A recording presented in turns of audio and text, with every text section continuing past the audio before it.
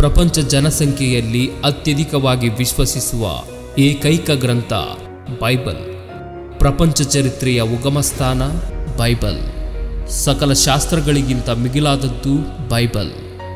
ಮಾನವ ಜೀವಿತವನ್ನು ಪ್ರಭಾವಗೊಳಿಸಿ ಎಷ್ಟೋ ಮಹನೀಯರಿಗೆ ಮಾರ್ಗದರ್ಶನವಾಗಿ ನಿಂತದ್ದು ಬೈಬಲ್. ಭೂತ ವರ್ತಮಾನ ಭವಿಷ್ಯತ್ ಕಾಲಗಳನ್ನು ತಿಳಿಸುವುದೇ ಬೈಬಲ್. ಪ್ರತಿ ಜೀವಿಗಳ ಜನನ ಮರಣವನ್ನಷ್ಟೇ ಅಲ್ಲದೆ ಮರಣದ ನಂತರ ಸಂಭವಿಸುವ ಸಂಗತಿಗಳನ್ನು ತಿಳಿಸಿದ ಏಕೈಕ ಗ್ರಂಥ ಬೈಬಲ್. ಈ ಪ್ರಕೃತಿಯಲ್ಲಿರುವ ಸಮಸ್ತ ಜೀವಕೋಟಿ ಜನನವನ್ನಷ್ಟೇ ಅಲ್ಲದೆ ಅಂಚುಗಳಿಲ್ಲದ ಮಹಾವಿಶ್ವದ ಪ್ರಾರಂಭ ಮತ್ತು ವಿಶ್ವದ ಅಂತ್ಯವನ್ನು ತಿಳಿಸಿದ ಮಹಾವಿಜ್ಞಾನ ಗ್ರಂಥ ಬೈಬಲ್. ಇಷ್ಟೊಂದು ಅಮೂಲ್ಯವಾದ ಬೈಬಲ್ ಹೇಗೆ ಬಂತು? ಯಾರು ಬರೆದರು? ಯಾರು ಬರೆಸಿದರು? ಇಷ್ಟಕ್ಕೂ ಬೈಬಲ್ ಅಂದರೆ ಏನು? ಬೈಬಲ್ ಅಂದರೆ basic information before leaving earth, ಅಂದರೆ ಭೂಮಿಯನ್ನು ಬಿಟ್ಟು ಹೋಗುವಷ್ಟರಲ್ಲಿ ತಿಳಿಯಬೇಕಾದ ಪ್ರಾಥಮಿಕ ಸಮಾಚಾರ ಎಂದು ಹೇಳಬಹುದು. ಬೈಬಲ್ ಅನ್ನುವ ಪದ ಬಿಬ್ಲಾಸ್ ಎಂಬ ಗ್ರೀಕ್ ಪದದಿಂದ ಬಂದದ್ದು. ಬಿಬ್ಲಾಸ್ ಅಂದರೆ ಪುಸ್ತಕ ಅಥವಾ ಪುಸ್ತಕಗಳ ಸಮುದಾಯವೆಂದರ್ಥ. ಬೈಬಲ್ನಲ್ಲಿ ಒಟ್ಟು 66 ಪುಸ್ತಕಗಳಿವೆ. ಅದರಲ್ಲಿ 2 ಒಡಂಬಡಿಕೆಗಳಿವೆ.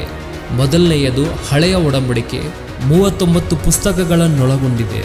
ಎರಡನೆಯದು ಹೊಸ ಒಡಂಬಡಿಕೆ, 27 ಪುಸ್ತಕಗಳನ್ನೊಳಗೊಂಡಿದೆ.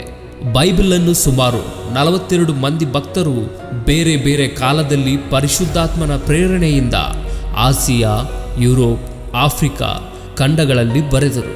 ಬೈಬಲನ್ನು ಬರೆಯುವುದಕ್ಕೆ ಸುಮಾರು 1600 ವರ್ಷಗಳ ಕಾಲ ಹಿಡಿಯಿತು. ಈ ಗ್ರಂಥದಲ್ಲಿ ದೇವರ ಮನಸ್ಸು, ಪ್ರಲಾಪ, ರೋದನೆ, ಆನಂದ, ದುಃಖ, ಕೋಪ ಮತ್ತು ದೇವರ ಪ್ರೀತಿಯನ್ನು ನಮಗೆ ತಿಳಿಸಿದ್ದಾರೆ. ಮನುಷ್ಯರೇ ತಿರುಗಿ ಬನ್ನಿ ಎಂಬ ಪರಲೋಕದ ಆಹ್ವಾನಕರಿಯನ್ನು ಬರೆಸಿದ್ದಾರೆ. ಬೈಬಲನ್ನು ಸ್ವರ್ಗಲೇಖೆಯಾಗಿ ವರ್ಣಿಸಬಹುದು. ಬೈಬಲ್ ಗ್ರಂಥದಲ್ಲಿನ ಸಾರಾಂಶವನ್ನು ನಮ್ಮ ಪೀಳಿಗೆಗೆ ತಲುಪಿಸುವ ನಿಟ್ಟಿನಲ್ಲಿ ತಮ್ಮ ಪ್ರಾಣವನ್ನು ಸಹ ಲೆಕ್ಕಿಸದೆ ತಮ್ಮ ಜೀವಿತಗಳನ್ನು ತ್ಯಾಗ ಮಾಡಿದರು. ಅದಕ್ಕೆ ಮೋಶೆಯ ಜೀವನವೇ ಬಹುದೊಡ್ಡ ಉದಾಹರಣೆ. ಯೆರೆಮೀಯನ ಕಾಲದಲ್ಲಿ ಹಳೆ ಒಡಂಬಡಿಕೆಯ ಕೆಲವು ಪ್ರತಿಗಳನ್ನು ಯೂದಾರಾಜನಾದ ಯೆಹೋಯಾಕೀಮನು ಸುಟ್ಟು ಹಾಕಿದನು.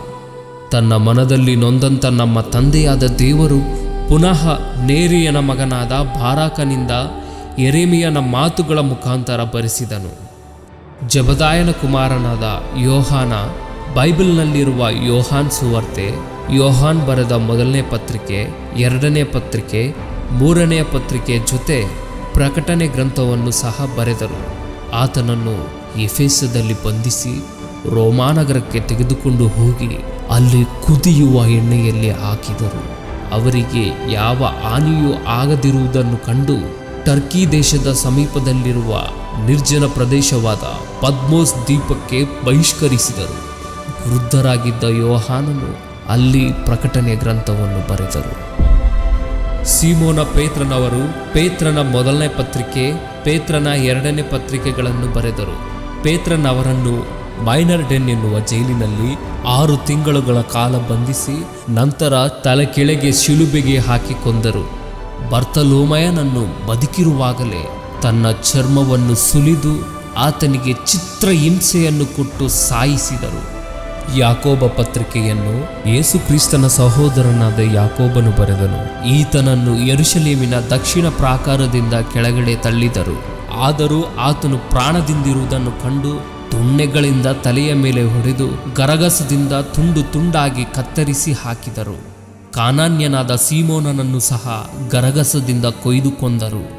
ಹಾಗೆಯೇ ಪ್ರವಾದಿಗಳು, ನ್ಯಾಯಾಧಿಪತಿಗಳು, ರಾಜರು, ಅಪೋಸ್ತಲರು, ಭಕ್ತರ ಮುಖಾಂತರ ದೇವರು ತನ್ನ ಮನಸ್ಸಿನಲ್ಲಿರುವ ಪ್ರತಿಯೊಂದು ಮಾತನ್ನು ಬರೆಸಿದರು. ಇವರೆಲ್ಲ ತಮ್ಮ ಜೀವಿತವನ್ನು ತ್ಯಾಗ ಮಾಡಿದರು. ಕಲ್ಲುಗಳಿಂದ ಒಡೆಯಲ್ಪಟ್ಟು, ಗರಗಸದಿಂದ ಕೊಯ್ಯಲ್ಪಟ್ಟು, ಶೋಧನೆಗಳಿಗೊಳಗಾಗಿ, ಖಡ್ಗದಿಂದ ಹತರಾಗಿ, ಕುರಿ ಚರ್ಮಗಳನ್ನು, ಮೇಕೆ ಚರ್ಮಗಳನ್ನು ಧರಿಸಿಕೊಂಡು, ದರಿದ್ರತೆಯಲ್ಲಿದ್ದು ಕೊರತೆಯಲ್ಲಿದ್ದು ಶ್ರಮೆ ಹೊಂದಿ ಹಿಂಸೆ ಹೊಂದಿ ಎಲ್ಲವನ್ನೂ ಬಿಟ್ಟು ಅಡವಿಯಲ್ಲಿ ಜಂತುಗಳ ಮಧ್ಯದಲ್ಲಿದ್ದು ಬೆಟ್ಟಗಳಲ್ಲಿ ಗುಹೆಗಳಲ್ಲಿ ಸಂಚರಿಸುತ್ತಾ ಆತ್ಮನ ಮೂಲಕ ತಮ್ಮ ಬದುಕನ್ನೇ ನಿಮ್ಮ ಕೈಯಲ್ಲಿಟ್ಟಿದ್ದಾರಲ್ಲವೇ? ಯೇಸು ಕ್ರಿಸ್ತರ ಶಿಲುಬೆಯ ತ್ಯಾಗ, ಸ್ಟೆಫೆನನ ಪ್ರಾಣತ್ಯಾಗ, ಅಪೋಸ್ತಲರ ಶ್ರಮೆ, ಹತವಾದವರ ಜೀವಿತ ಕಣ್ಣೀರ ಘೋಷೆ ಇವೆಲ್ಲ ತಂದೆಯ ವೇದನೆಯ ನಿದರ್ಶನ ಅಲ್ಲಂತೀರಾ? ಅವರ ಶ್ರಮೆ ತ್ಯಾಗದ ಮುಖಾಂತರ ಈ ಗ್ರಂಥ ನಮ್ಮ ಕೈಗೆ ಸೇರಿರುವುದು ನಿಜ ಅಲ್ಲಂತೀರಾ? ಆಗಿನ ಕಾಲದಲ್ಲಿ ಕಾಗದಗಳು ಇರದ ಕಾರಣ ಕಲ್ಲಿನ ಹಲಿಗೆಗಳ ಮೇಲೆ, ಪ್ಯಾಪಿರಸ್ ಎಲೆಗಳ ಮೇಲೆ, ಪ್ರಾಣಿಗಳ ಚರ್ಮದ ಮೇಲೆ ಬರೆದು ಅದನ್ನು ಗ್ರಂಥದ ಸುರುಳಿಯ ರೂಪದಲ್ಲಿ ಭದ್ರಪಡಿಸುತ್ತಿದ್ದರು. ಪ್ರಾಣಿಗಳ ಚರ್ಮದ ಮೇಲೆ ದೇವರ ಮಾತುಗಳನ್ನು ಬರೆಯಬಹುದು, ಆದರೆ ಅದು ತುಂಬ ಕಷ್ಟದಿಂದ ಕೂಡಿದ ಕೆಲಸ. ಹಾಗೆ ಮಾಡಬೇಕಾದರೆ ಎಷ್ಟೋ ಜನರು ಪ್ರಯಾಸ ಪಡೆದಿದ್ದರೆ ಹೊರತು ಆ ದಿನಗಳಲ್ಲಿ ಸಾಧ್ಯವಾಗುತ್ತಿರಲಿಲ್ಲ. ಒಂದು ಪ್ರಾಣಿಯನ್ನು ಕೊಂದು ಅದರ ಚರ್ಮವನ್ನು ಒಣಗಿಸಿ ಅದನ್ನು ಸ್ವಚ್ಛಪಡಿಸಿ ಆ ಚರ್ಮವನ್ನು ಗ್ರಂಥದ ರಚನೆಗೆ ಅನುಗುಣವಾಗಿ ಸಿದ್ಧ ಮಾಡಬೇಕು. ಒಂದು ಪ್ರಾಣಿಯ ಚರ್ಮದ ಮೇಲೆ ಕೇವಲ 10 ವಚನಗಳನ್ನು ಬರೆಯಲು ಸಾಧ್ಯವಾಗುತ್ತಿತ್ತು. ಹಾಗಾದರೆ 66 ಪುಸ್ತಕಗಳು ಬರೆಯಲು ಎಷ್ಟು ಪ್ರಾಣಿಗಳ ಚರ್ಮ ಬೇಕೋ ಆಲೋಚಿಸಿ. ಎಷ್ಟೋ ಮಂದಿ ಪರಿಶುದ್ಧ ಗ್ರಂಥವನ್ನು ಮುತ್ತಿ ಹಾಕಲು ನೋಡಿದರು. ಈ ಗ್ರಂಥ ತನ್ನ ಮಕ್ಕಳಾದ ನಮ್ಮ ಬಳಿಗೆ ಸೇರಲು ಆ ತಂದೆಯ ಇಷ್ಟ, ಪ್ರೀತಿ, ಆತನ ಮನಸ್ಸು ನೀವು ನಾನು ತಿಳಿದುಕೊಳ್ಳುವುದಕ್ಕೋಸ್ಕರ ಬೆಟ್ಟಗಳಲ್ಲಿ, ಗುಹೆಗಳಲ್ಲಿ, ಮಣ್ಣಿನ ಪಾತ್ರೆಗಳಲ್ಲಿ ಭದ್ರಪಡಿಸಿ ಶತ್ರುಗಳ ಕೈಗೆ ಸಿಗದಂತೆ ಪ್ರಣಾಳಿಕೆಯನ್ನು ಸಿದ್ಧಪಡಿಸಿದರು ನಮ್ಮ ತಂದೆಯಾದ ದೇವರು. ಬೈಬಲ್ನ ಪ್ರತಿಗಳು ಮೃತ ಸಮುದ್ರ ಬಳಿ ಇರುವ ಕುಮ್ರಾನ್ ಗುಹೆಯಲ್ಲಿ ದೊರಕಿದವು. ಹಾಗೆಯೇ ಈಜಿಪ್ಟ್ನ ಅಲೆಕ್ಸಾಂಡ್ರಿಯಾ ಸಮೀಪದಲ್ಲಿರುವ ಸೇಂಟ್ ಕ್ಯಾಥೋಲಿಕ್ ಚರ್ಚ್ನಲ್ಲಿ ದೊರಕಿದವು. ಇವು ಚರ್ಮದ ಸುರುಳಿಯಲ್ಲಿ, ಮಣ್ಣಿನ ಪಾತ್ರೆಗಳಲ್ಲಿ ದೊರಕಿದವು. ಬೈಬಲನ್ನು ಸಂಪೂರ್ಣವಾಗಿ ಬರೆಯಬೇಕಾದರೆ ಕೈ ಬರಹದಿಂದ ಹೊಸದಾಗಿ ಪ್ರತಿಗಳನ್ನು ಬರೆದುಕೊಳ್ಳಬೇಕು. ಅದು ಅಷ್ಟು ಸುಲಭವಾಗಿ ಒಂದೇ ದಿನದಲ್ಲಿ ಮುಗಿಯುವ ಕೆಲಸವಲ್ಲ. ಪೂರ್ವದಲ್ಲಿ ಸ್ಕೇಟ್ಸ್ ಎನ್ನುವವರು ಕೈ ಬರಹದಿಂದ ಪ್ರತಿಗಳನ್ನು ಬರೆಯುತ್ತಿದ್ದರು. ಕ್ರಿಸ್ತಪೂರ್ವ 2ನೇ ಶತಮಾನದಲ್ಲಿ ಹಳೆ ಒಡಂಬಡಿಕೆಯನ್ನು ಮತ್ತು ಕ್ರಿಸ್ತಶಕ 50ರಿಂದ 100 ವರ್ಷಗಳ ನಡುವೆ ಹೊಸ ಒಡಂಬಡಿಕೆಯನ್ನು ಸಂಪೂರ್ಣವಾಗಿ ಭಕ್ತರ ಮುಖಾಂತರ ಬರೆಯಲ್ಪಟ್ಟಿತು. ಕ್ರಿಸ್ತಶಕ 383ರಲ್ಲಿ ಜೆರೋಮ್ ಎಂಬ ಭಕ್ತನು ಲ್ಯಾಟಿನ್ ಭಾಷೆಯಲ್ಲಿ ಮೊಟ್ಟ ಮೊದಲ ಬಾರಿಗೆ ಅನುವಾದ ಮಾಡಿದರು. ಆನಂತರ ಕ್ಯಾಪ್ಟಿಕ್ ಸಿರಿಯಾ ಭಾಷೆಗಳಿಗೂ ಅನುವಾದಿಸಿದರು. ಕ್ರಿಸ್ತಶಕ 1384ರಲ್ಲಿ ಜಾನ್ ವಿಕ್ಲೇಫ್ ಮೊಟ್ಟ ಮೊದಲ ಬಾರಿಗೆ ಬೈಬಲನ್ನು ಇಂಗ್ಲಿಷ್ ಭಾಷೆಗೆ ಕೈ ಬರಹದಿಂದ ಅನುವಾದಿಸಿದರು. ಈ ವಿಷಯದಲ್ಲಿ ಆತನನ್ನು ಪ್ರೋತ್ಸಾಹಿಸದೆ, ಗರ್ವಿಸದೆ ಆತನನ್ನು ಬಂಧಿಸಿ ಸಜೀವವಾಗಿ ಸುಟ್ಟು ಬಿಟ್ಟರು. ಆತನನ್ನು ಸಜೀವ ದಹನ ಮಾಡಿ ಅವರ ಬೂದಿಯನ್ನು, ಮೂಳೆಗಳನ್ನು ಸಮುದ್ರದಲ್ಲಿ ಹಾಕಿಬಿಟ್ಟರು. ಕ್ರಿಸ್ತಶಕ 1400ರಲ್ಲಿ ಜಾನ್ ಗುಟನ್ಬರ್ಗ್ ಒಬ್ಬ ಕಾರಣ ಜನ್ಮನಾಗಿ ಹುಟ್ಟಿ ಅಚ್ಚು ಯಂತ್ರವನ್ನು ಕ್ರಿಸ್ತಶಕ 1450ರಲ್ಲಿ ಕಂಡುಹಿಡಿದನು. ಮುದ್ರಣ ಯಂತ್ರವನ್ನು ಕಂಡುಹಿಡಿದ ಮೇಲೆ ಮುದ್ರಿಸಲ್ಪಟ್ಟ ಮೊಟ್ಟ ಮೊದಲ ಪುಸ್ತಕ ಸತ್ಯವೇದ. ಕ್ರಿಸ್ತಶಕ 1522ರಲ್ಲಿ ಮಾರ್ಟಿನ್ ಲೂಥರ್ ಬೈಬಲನ್ನು ಜರ್ಮನಿ ಭಾಷೆಗೆ ಅನುವಾದಿಸಿದರು. ಕ್ರಿಸ್ತಶಕ 1526ರಲ್ಲಿ ವಿಲಿಯಂ ಟಿಂಡೇಲ್ ಹೊಸ ಒಡಂಬಡಿಕೆಯನ್ನು ಇಂಗ್ಲಿಷ್ ಭಾಷೆಗೆ ಅನುವಾದಿಸಿದರು. ಆಗ ಕಿಂಗ್ ಹೆನ್ರಿ VIII ಮುದ್ರಿಸಲು ಅನುಮತಿ ಕೊಡಲಿಲ್ಲವಾದದ್ದರಿಂದ ಜರ್ಮನಿಗೆ ಹೋಗಿ ಅಲ್ಲಿ ಮುದ್ರಿಸಿ ರಹಸ್ಯವಾಗಿ ಇಂಗ್ಲೆಂಡ್ಗೆ ಆಮದು ಮಾಡಿಕೊಳ್ಳುತ್ತಿದ್ದರು. ಈ ರೀತಿ ಮಾಡಿದ್ದರಿಂದ ಆತನನ್ನು ಕ್ರಿಸ್ತಶಕ 1536ರಲ್ಲಿ ಕೊಳುವೆಯಲ್ಲಿ ಸಜೀವ ದಹನ ಮಾಡಿದರು. ಆ ದಿನಗಳಲ್ಲಿ ಬೈಬಲನ್ನು ಯಾರು ಮನೆಗಳಲ್ಲಿ ಇಟ್ಟುಕೊಳ್ಳಬಾರದು. ಒಂದು ವೇಳೆ ರಹಸ್ಯವಾಗಿ ಇಟ್ಟುಕೊಂಡರೆ ಶಿಕ್ಷೆಗೆ ಅರ್ಹರಾಗುವರು ಎಂಬ ರಾಜಾಜ್ಞೆ ಇತ್ತು. ಸಾಮಾನ್ಯರಿಗೆ ಎಟುಕದ ದ್ರಾಕ್ಷಿಯಾಗಿ ಉಳಿಯಿತು ಬೈಬಲ್. ಟಿಂಡೆಲ್ ಅಗ್ನಿಯಲ್ಲಿ ಸಾಯೋದಕ್ಕಿಂತ ಮುಂಚೆ, Lord, open the King of England's eyes. ಓ ಪ್ರಭುವೇ, ಇಂಗ್ಲೆಂಡ್ ರಾಜನ ಕಣ್ಣು ತೆರೆಯಿರಿ ಎಂದು ಪ್ರಾರ್ಥಿಸಿದನು. ಆ ವರ್ಷ ಕಳೆದ ನಂತರ, ಅಂದರೆ ಕ್ರಿಸ್ತಶಕ 1537ರಲ್ಲಿ ಜಾನ್ ರೋಗಸ್ ಎಂಬ ವ್ಯಕ್ತಿ ಕಿಂಗ್ ಹೆನ್ರಿ ಅನುಮತಿಯಿಂದ ಅಧಿಕೃತವಾಗಿ ಬೈಬಲನ್ನು ಇಂಗ್ಲಿಷ್ ಭಾಷೆಗೆ ಮುದ್ರಿಸಿದರು. ಕ್ರಿಸ್ತಶಕ 1605ರಲ್ಲಿ ಸ್ಕಾಟ್ಲೆಂಡ್ನ ಕಿಂಗ್ ಜೇಮ್ಸ್ 54 ಮಂದಿಯನ್ನು 6 ಗುಂಪುಗಳಾಗಿ ವಿಭಜಿಸಿ ತನ್ನ ನೇತೃತ್ವದಲ್ಲಿ 1611ರಲ್ಲಿ ಬೈಬಲನ್ನು ಮುದ್ರಿಸಿದರು. ಇದನ್ನು ಕಿಂಗ್ ಜೇಮ್ಸ್ ವರ್ಷನ್ ಎಂದು ಕರೆಯುತ್ತಾರೆ. ಆ ಬೈಬಲ್ ನಮ್ಮೆಲ್ಲರ ಬಳಿ ಬರಬೇಕಾದರೆ ಮಿಷನರಿಗಳ ಪ್ರಯಾಸ ಬಹಳವಿದೆ. ದೇವರ ಮೂಲಕ ಏರ್ಪಡಿಸಲ್ಪಟ್ಟ ವಿಲಿಯಂ ಕೇರಿ ಎಂಬ ವ್ಯಕ್ತಿ 4 ತಿಂಗಳುಗಳ ಕಾಲ ಹಡಗು ಪ್ರಯಾಣ ಮಾಡಿ ನಮ್ಮ ಭಾರತ ದೇಶಕ್ಕೆ ಕ್ರಿಸ್ತಶಕ 1793ರಲ್ಲಿ ಬಂದರು.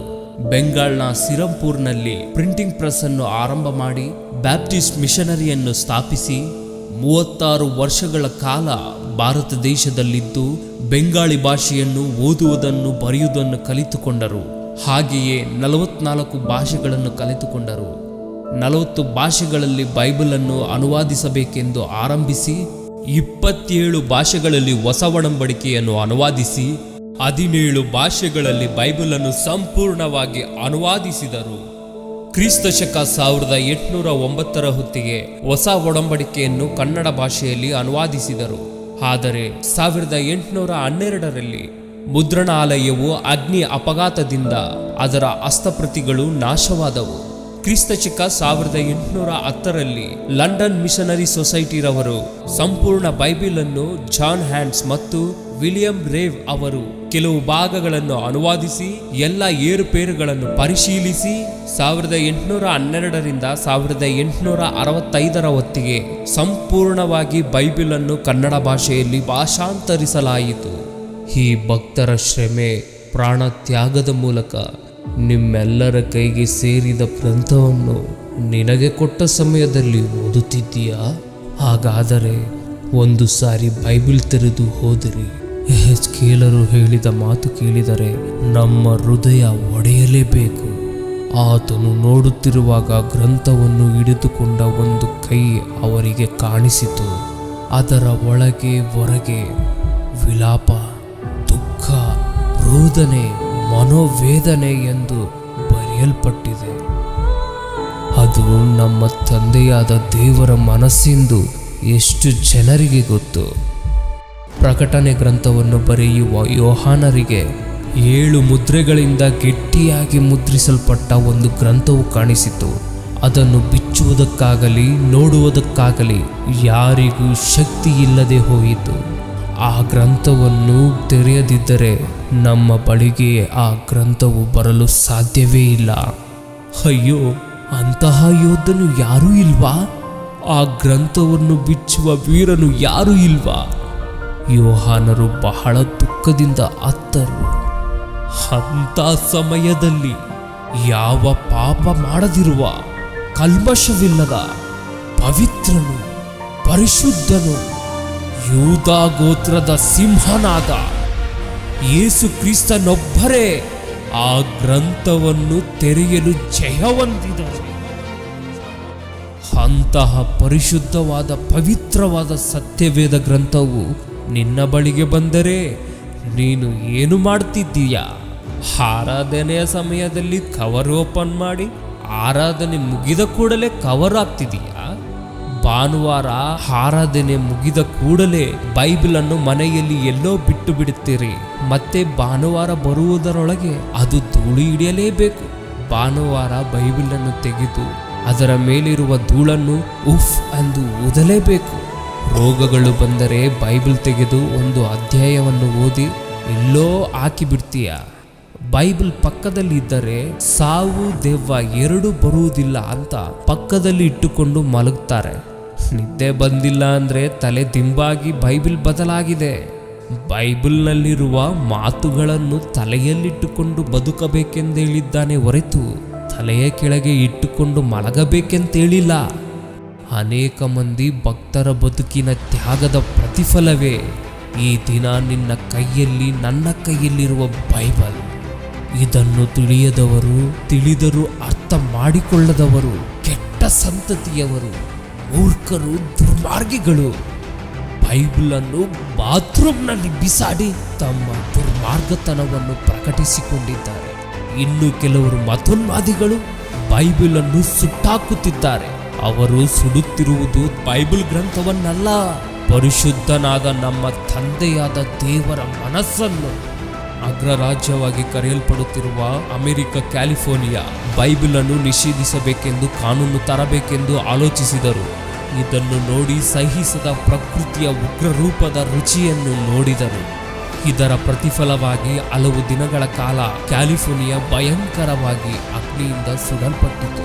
ಇಷ್ಟು ದುಷ್ಟತ್ವವನ್ನು ನೋಡಿದರೂ ದೇವರು ಏನು ಮಾಡದೆ ಸುಮ್ಮನೆ ಇದ್ದ ಹಾಗೆ ಕಾಣಿಸುತ್ತಿದ್ದಾರಾ? ದೇವರು ಇನ್ನೂ ಅವಕಾಶ ಕೊಡುತ್ತಿದ್ದಾರೆ ನೀನು ಮಾರ್ಪಡಲೆಂದು.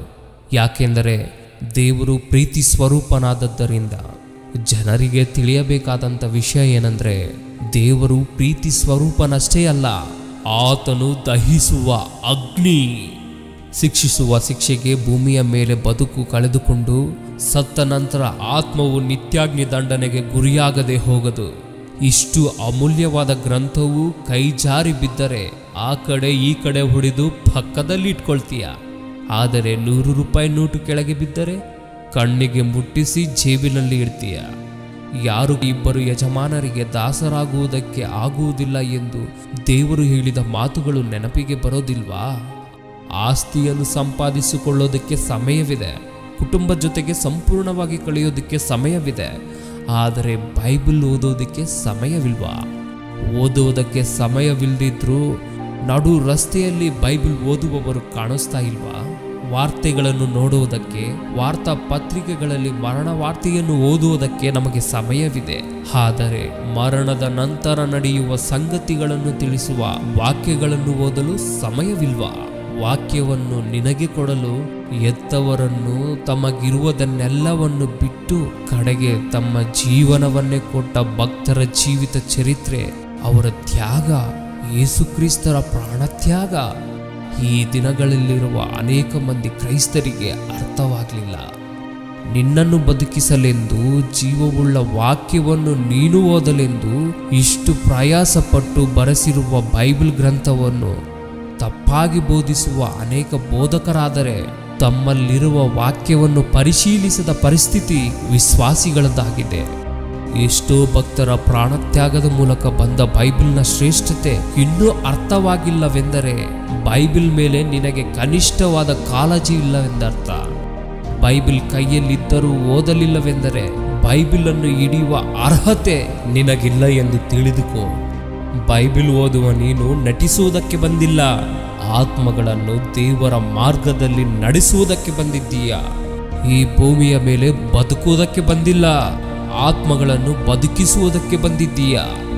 ಧನವೇ ಶಾಶ್ವತ ಅನ್ಕೊಂಡ್ರೆ ರಾಜ್ಯಾಧಿಕಾರವನ್ನು ಬಿಟ್ಟ ಮೋಶೆ, ಇದ್ದ ಆಸ್ತಿಯನ್ನು ಹೇಯವಾಗಿ ಎಣಿಸಿದ ಅಪೊಸ್ತಲರು, ತಮ್ಮ ಚರ ಸ್ಥಿರ ಆಸ್ತಿಗಳನ್ನು ಮಾರಿ ಎಲ್ಲರಿಗೂ ಸಮವಾಗಿ ಹಂಚಿದ ಮೊದಲನೇ ಶತಮಾನದ ಕ್ರೈಸ್ತರು ವಾಕ್ಯವನ್ನೇ ನಿತ್ಯ ಸಂಪಾದನೆಯಾಗಿ ತಿಳಿದುಕೊಳ್ಳಲಿಲ್ಲವೇ? ತಮ್ಮ ಬದುಕುಗಳನ್ನು ಅರ್ಪಿಸಲಿಲ್ಲವೇ? ಅವರ ಶ್ರಮೆ ನಿಮ್ಮ ಕೈಯಲ್ಲಿ ಸಮಾಧಿಯಾಗಬಾರದು. ನಮ್ಮ ಆತ್ಮಗಳನ್ನು ಬದುಕಿಸುವುದಕ್ಕೆ ಬಂದ ಈ ವಾಕ್ಯವನ್ನು ಓದಿರಿ, ಓದಿಸಿರಿ, ಅನುಸರಿಸಿರಿ, ಪರಲೋಕಕ್ಕೆ ಸೇರಿರಿ. ನಿಮ್ಮ ಜೊತೆ ಪರಲೋಕಕ್ಕೆ ಕೆಲವರನ್ನಾದರೂ ನಡೆಸಿರಿ. ದೇವರ ಉಗ್ರತೆಗೆ ಗುರಿಯಾಗದಿರ್ರಿ. ಬೈಬಲನ್ನು ನೀವು ಇನ್ನೂ ನಿರ್ಲಕ್ಷ್ಯ ಮಾಡಿ ಪಕ್ಕಕ್ಕಿಡ್ತಾ ಇದ್ದೀರಾ? ಹಾಗಾದರೆ ನಿರ್ಲಕ್ಷ್ಯಕ್ಕೆ ತಪ್ಪದು ಭಾರಿ ಮೂಲ್ಯ.